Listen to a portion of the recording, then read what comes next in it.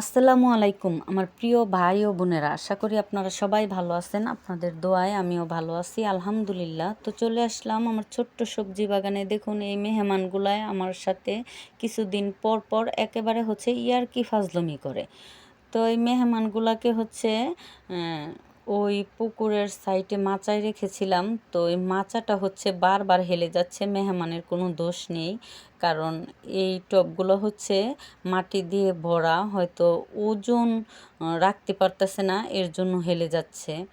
আর দেখুন আমার বাগানের কি অবস্থা, ডাঁটা শাকে একেবারে আমার বাগানটা ভরে গেছে। তো আত্মীয় স্বজনকে দেওয়া হয়েছে, নিজেরা অনেকবার নিয়ে খাওয়া হয়েছে। তো নিচে যে ছোট ডাঁটাগুলো ছিল, বড়গুলো উঠিয়ে নিয়ে খাই, আবার নিচ থেকে ছোট ডাঁটাগুলো বড় হয়ে যাচ্ছে।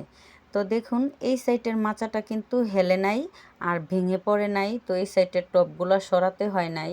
তো এত বাড়ি বাড়ি টব আমার একার পক্ষে কিন্তু সরানো সম্ভব হতো না, কারণ মাচা ভেঙে পুকুরে পড়ে যেতে পারতো। যদি আপনাদের ভাইয়া না থাকতো তাহলে কিন্তু আমার একার পক্ষে এগুলো ঠিক করা সম্ভব হতো না। তো সে দীর্ঘদিন পরে প্রবাস থেকে ছুটিতে এসেছে, সেই কিন্তু আজকে সারা দিন আমার বাগানে অনেক কাজকর্ম করে দিয়েছে। তো দেখুন এই করলা গাছটাও কিন্তু পুকুরের ওই কোণারে ছিল, অনেকবার নিয়ে করলা খাওয়া হয়েছে। এটা এদিকে এনে ছাটা দিয়ে ভালো করে বেঁধে দিয়েছে। তো সবগুলা গাছ দেখুন টফগুলা নিচে নামিয়ে দিয়েছে। তো গাছের ডালপালা কেটে তারপর আমার এই গাছগুলো ঠিকঠাক করে দিয়েছে। এদিকে আমার গাছের ছোট্ট একটা কুমড়ো হয়ে আছে, পোকা একটা ছিদ্র করে ফেলেছে। তো কুমড়োটা আজকে কেটে নিয়ে যাব।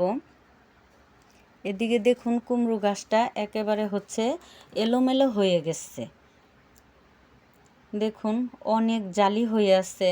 তো আমরা 4-5 জন লোক আমাদের সংসারে। তো 4-5 জন লোকের এক বেলার খাবার হয়ে যাবে।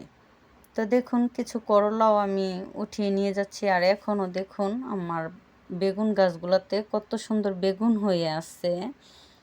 আর এই ডাঁটাগুলো মাংস দিয়ে খাওয়ার জন্য রেখে দিচ্ছি।